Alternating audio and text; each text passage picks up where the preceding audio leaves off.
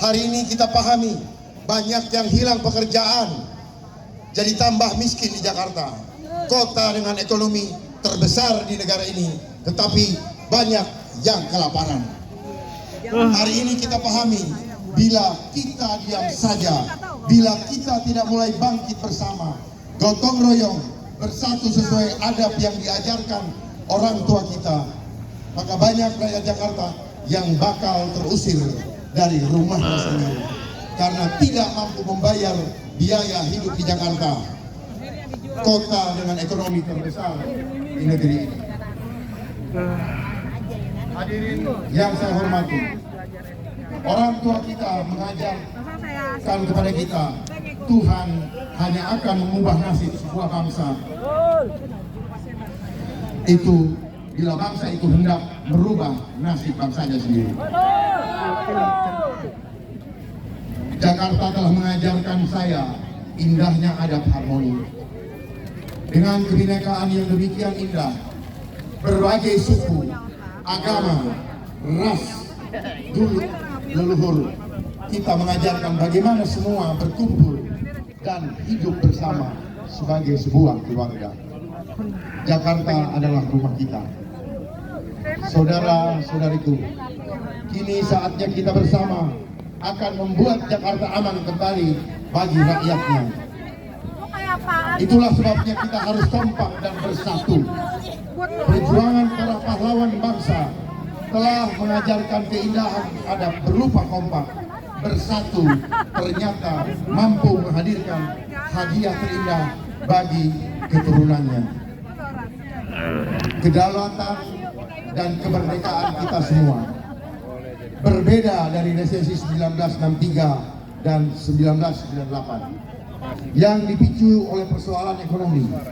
Resesi 19 tahun 2020-2021 disebabkan krisis kesehatan, yaitu COVID-19.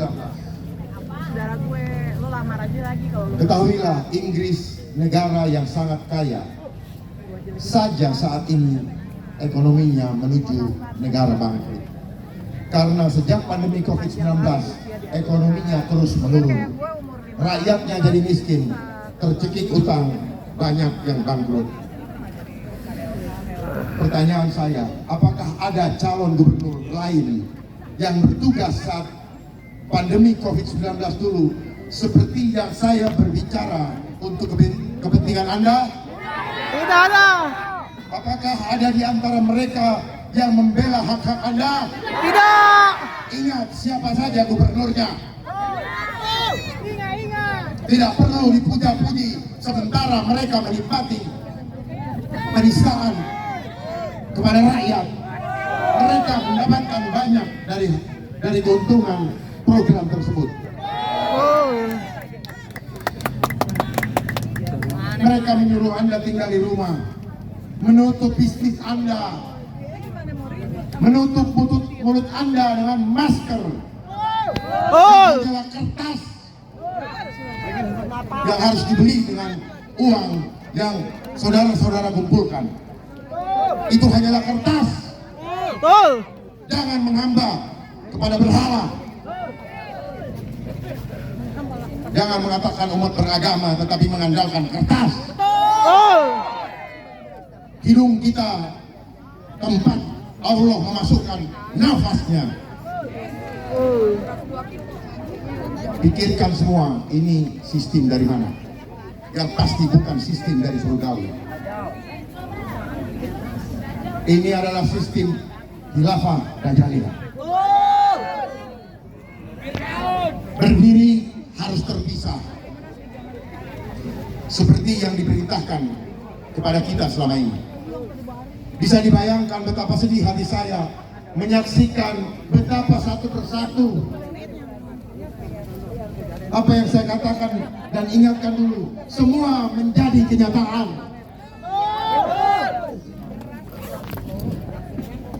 Kehancuran ekonomi akibat pandemi bahkan sampai sekarang pun masih kita rasakan dampaknya.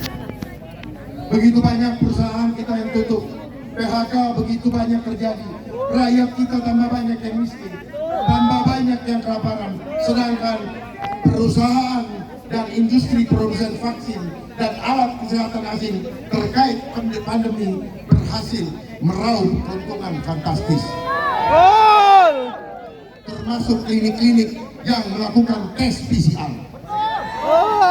Mereka meraup triliunan rupiah. Apakah mereka ada di pihak independen saat ini? Tidak. Mereka yang bergabung bukan dengan kita karena ada kepentingan pribadi dan kelompoknya. Mereka tidak berpihak kepada rakyat. Belum lagi efek pandemi yang lalu pulih. Sekarang bakal ada potensi pandemi baru. Tanda-tandanya sudah terlihat. Dananya sudah turun. 24,9 juta US dollar khusus untuk Indonesia. Bayangkan efek kehancuran ekonomi dan akhirnya ancaman terhadap hilangnya kedaulatan bangsa bila hal itu kita biarkan terjadi. Pandemi yang lalu adalah bentuk ancaman nyata kepada bangsa kita yang dapat menghilangkan kedaulatan bangsa kita yang telah dipersembahkan oleh para pejuang kemerdekaan. Hari pahlawan maknanya adalah hari di mana kita mendapatkan hadiah kedaulatan bangsa. Karena suatu negara itu berdaulat apabila memiliki kedaulatan. Diperkirakan kita masih berpotensi akan menghadapi resesi super berat pada tahun 2025 sampai 2030. Itu ramalan mereka. Kita harus kompak bersatu, bukan hanya untuk menyelamatkan jiwa keluarga kita dari pandemi berikutnya, tapi oleh ancaman lain, strategi asing yang berpotensi menyebabkan bangkrutnya semua produsen lokal secara masif sampai habis, di mana nanti kita akan melihat antrian panjang untuk mendapatkan makanan gratis. Waspada dengan semua agenda gratis dan BLT ataupun bansos. Itu adalah genderang pemberitahuan bahwa akan terjadi kelaparan panjang. Bila itu terjadi, bukan kali-kali, ini pasti terjadi kalau kita tidak kompak. Jangan main-main, jangan dianggap sepele apa yang saya sampaikan. Ini kesempatan saya yang terakhir berbicara di depan media untuk diketahui dan didengarkan oleh para pemimpin bangsa ini. Bila itu terjadi bahaya, karena akan merempet bukan hanya PHK, rakyat tak punya kerja, lapar, terusir dari kota kelahiran, tapi runtuhnya pilar ekonomi penyokong kedaulatan kita akan menyebabkan hilangnya kedaulatan kita bukan karena perang militer, tetapi hanya karena isu ekonomi. Saya berbicara untuk rakyat Jakarta, sekaligus untuk rakyat Indonesia. Saya adalah suara rakyat.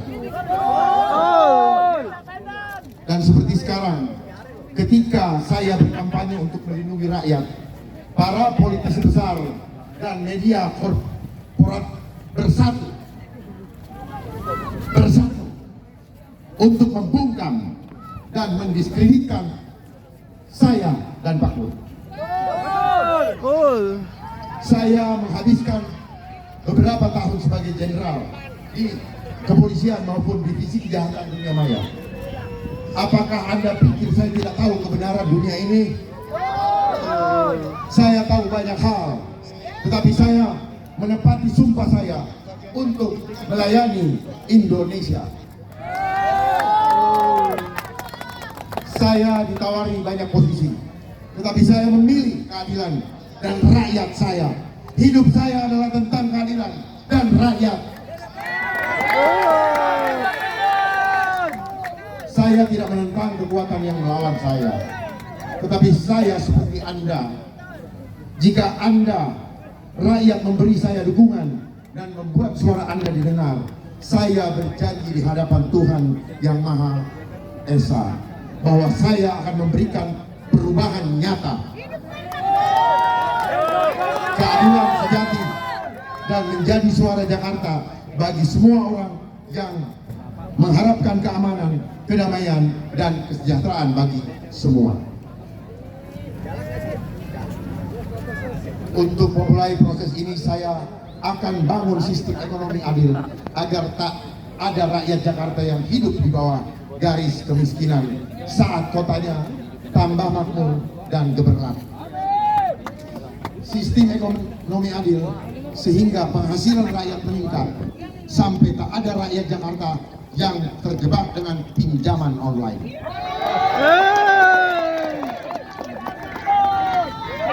Saya akan bebaskan beban pajak bagi pengemudi taksi online dan motor online.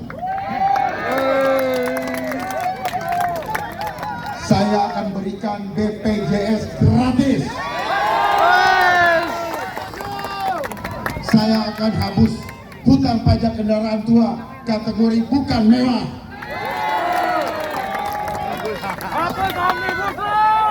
Saya akan hapus hutang pajak PBB atas rumah dengan PBB di bawah 5 miliar.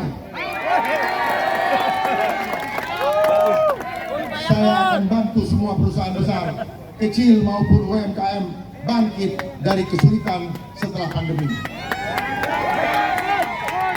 Saya akan memotong pajak PB1 untuk rumah makan dan takeaway. Untuk rumah makan saya potong hanya menjadi 1%.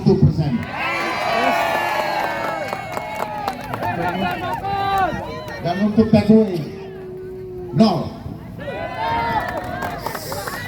Saya juga akan tingkatkan UMR.